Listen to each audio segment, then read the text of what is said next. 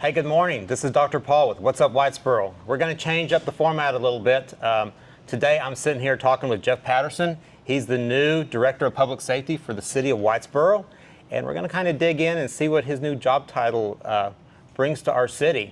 So Jeff, I want you to tell us a little bit about what you do. Yeah, so I'm the Director of Public Safety for the city, which entails way more than the city. It's for everybody that lives here, that visits here, drives through this community. I'm in charge of their safety. Right. All aspects of that. And that's, our ambulances reach far and wide, so it's from basically Lake Texoma to Lake Ray Roberts. Cool. So growing up in Whitesboro, what inspired you to be in the public safety world? So I think it's just something I always wanted to do. Like, I'm one of them people that was just born to do this, I think. Nothing else ever crossed my mind. My grandfather volunteered here for the fire department. My dad volunteered here for the fire department. So I think that's where I got my start and got to kind of realizing what that service was. I have an uncle that was a police officer. Yeah. I've been certified as a police officer as well. So I've always been interested in all aspects of public safety. So when I first met you, you were working here at the fire department and you were working at another place too, right? So I think everybody probably thinks that I always just worked here, but I worked for 22 and a half years for the town of Patterson Fire Department in North Dallas. Promoted through the ranks there and retired as a battalion chief. And then I went out for a year to Parker County ESD1 to learn about the county life and the ESD life.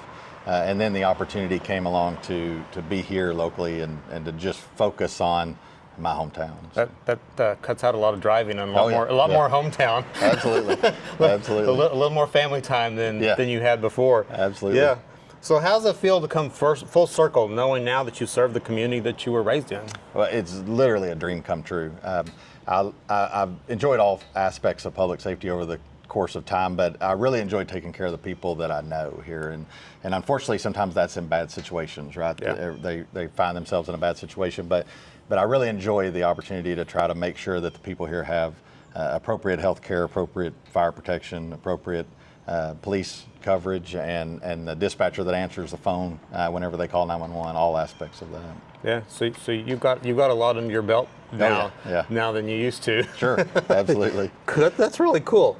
So what do you see some of the biggest challenges for public safety here in our town? So Whitesboro is scaling to the growth. So we know the growth is coming. There's nothing we can do to, nothing we can do to really stop that, but it's just making sure that we scale our public safety initiatives to be ready for that growth. And the city limits aren't moving that much, but people are influxing in and they take up area in our county, and we want to make sure that they enjoy the same benefits that our city residents do too. So talking a little bit about that, people just may think that you just take care of the city of Whitesboro, but how far do you all stretch and how far do you all cover? So our fire protection district is 54 square miles. Now we also work with all of our neighbors around too for mutual aid. Right. Our ambulance district, we take care of about 250 square miles. So basically from Lake Texoma to Lake Ray Roberts, and then the county line on Cook County side to almost 289. That we're responsible for that coverage. So they get an ambulance out of here. Now we have great first responders in the area, the other departments that we border with, from Collinsville to Sadler to Gordonville, Sherwood Shores, and South Maid. Yeah. We work hand in hand with them, but our ambulance provides that medical coverage. I know when I was here we had a christening for the new brush truck. What's its name? Bernice. Bernice. Yeah. And there was a lot of the different communities here. I noticed that were kind of supporting everything. Sure, there's a lot of collaboration and a lot of just willingness to work together, because it takes us all. We're not all a big city department, so it takes a lot of help when we have different things happen. So I'm going to go off script here a minute. Tell us about Bernice. Okay, where did she come from? So there was a lady in town, her name was Bernice, that had donated some money to the fire department, to the volunteer side, to use in however we saw fit. Right. Well, we had been saving for several years for a new brush truck. Right. And the city had purchased one through the budget. We need two, and traditionally the volunteer group had purchased a second one. So the money that she donated to the department put us over that goal line of where we needed to be. So as part of that process, we thought it fitting to name the truck Bernice. I know the front plate has Bernice on it. Yeah, right on the front. And when I looked at it, I'm going, I wonder who Bernice is. Yeah. But then when we had that the christening for it, what do they call it, a push-in or a push-in? A push-in.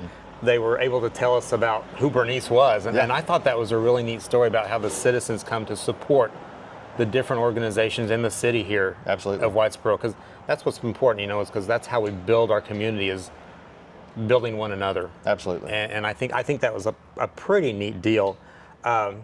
So tell me, how do you plan to address issues like emergency preparedness in our city? So preparedness is a big thing, right? Like as an emergency management guy, that's what we do. So it's my job to plan for the worst and make sure we're prepared to handle that if it happens here in Whitesboro, Texas, or in the outskirts of Whitesboro, Texas. But we do that through planning and training. We do a lot of training within our department and within the city here, but also with our county. We have a great relationship with our county Office of Emergency Management, and it all has to work hand in hand to make sure that everything stays safe. Right, because you never know what's going to happen. People think that we're in a little small town up here, that nothing bad can happen, but it can happen. We've seen it in other little communities where you think, oh, that would never happen here, but you used to have to be kind of ready and prepared to go. Oh yeah, sure. Yeah. Sure. And people don't think about it until they need the service. Right. And then they understand kind of better what we do. But, right. I see you all go by every day. I'm going, oh, there goes another one right by our office every day. Sure. And you were talking a little bit about, a minute ago when we were talking before we got on camera, about the schools and how you all prepare for that too. So we've always had a great relationship with the school district. A few years ago, I'm also on the school board. Right. And a few years ago, we got our own police department at the school, the ISD police, and we currently have grown that where they have 2 full-time officers and then a few reserves as well. But they work, it's a collaboration and hand-in-hand work. So we have a great police department and a new chief with Kevin Dockery. They're really on the verge of doing some great things and scaling their growth as well. But their hand-in-hand work with the ISD is very important for the safety of this community. So you not only work with the fire department, you work with also the police department here too, right? Absolutely, yeah. Are you in charge of them or So over them? I'm not. I work hand in hand with Chief Dockery, but I'm not in charge of them. So how do you plan to bridge the community with the fire department and the public safety? How do you? So because that can be kind of a, especially in social media days these days. Sure. Don't believe everything you hear on social media. Oh, I know. So, but through information, and so there's a lot of events that we're part of that people don't know. We try to have, or we do have booths at every event that happens, like Chili Fest, which is coming up, right? And Peanut Festival, and that, to get information out. And then we're also involved out in the community. We provide the community CPR classes. There's also we go to the Parks and Rec or the library, wherever our more elderly folks hang out during the day. We do that once a month. We do blood pressure checks and blood sugar checks and that kind of stuff. We put that on a card that they can give to their doctor if there's some abnormalities there. But we try to be out in the public. We try to be engaged with the public and trying to share information so that they know what we're here for and what we do. Yeah, people just don't realize how integrated you are with everybody in the city. Sure. Sure. So another question. So how can businesses and schools better collaborate with the public safety in order to keep people safe in our community? So being involved through the different communications we have going on in the city. Right now we're working on the comprehensive plan, and there was a lot of involvement from the schools. A lot of students were even involved in the questions that were answered there, and the businesses being involved as well. But we try to get out into the public as much as we can, and we have a lot of services that we provide that we want to make sure they know about, from fire extinguisher classes to those that we've spoken about. I see you all out all the time. Oh yeah. You know, every time I turn around, there's somebody with the fire department there. I feel like I know everybody here. I come in, they're like, oh, hey, there's Dr. Paul. Yeah, exactly. Come in, it's kind of fun. Sure. So where do you see Whitesboro's public safety going in the near future? So we talked about that growth, and so back in 2022, we the council decided that we're done with private companies providing EMS service. So we took over that. It was a big undertaking, but we have guys that do a fantastic job now. Quality's big time. Right. Yeah, quality care. It wasn't before. The private companies were never here, and they were gone doing other things, and so now our people get quality health care. So we want to make sure that we're doing the same thing with the fire side, the same thing with our dispatch center, and the same thing with our police department. We're currently in the process of adding EMD, emergency medical dispatching, to our dispatching corps. So when you call 911, if you are having a medical emergency and you need to intervene before the ambulance can get there, we'll be able to give those instructions over the phone. phone, and we've never had that as a possibility before. So is 911 service housed out of here for our area? So or it is. We're very fortunate that we have a 911 center in Whitesboro, and we have our own dispatchers that work for the city. And so they receive the 911 calls from our general area, but anything in our ambulance district is forwarded to them from Grayson County. Okay. So they end up talking to all of those people that call in. So someone calls and it goes here first, or Grayson County first, or where? Well, if they're in the county area, it'll go to Grayson County, and once they find out that what the problem is, like a medical problem or a fire, and it's over here, then they'll send the call over here to our dispatch center. And then you all dispatch and you all head Exactly. out and go take care of people. Yep, absolutely. I think that's pretty cool. So lastly, what's your vision for public safety here? I mean, we've already covered a lot of it, but so it's quality, right? Quality over quantity. So we want to just make sure that you can live in this community and feel safe, even if that means you live just outside the city limits. We want to make sure that you feel safe and that you enjoy quality health care, quality fire protection, quality police protection. We back up the county deputies quite often as well, and it's all through regional partnerships. So we all work together, teamwork. That's kind of the mantra that the school district did a few years ago, Team Whitesboro, and I think we try to just carry that through in everything we do.